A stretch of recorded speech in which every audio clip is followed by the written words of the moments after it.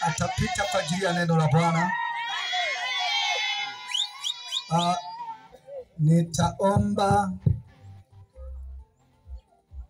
Nitaomba kwanza. Tufumbe macho nami nitaomba. Mkuu mtakatifu Yesu, wewe ni Bwana wa wote wenye mwili. Hakuna neno lililo gumu usiloliweza wewe Bwana. Yote yanawezekana kwake yeye aminie. Tazama, wakati huu ni mzuri ambao tuko mbele zako, watoto wako.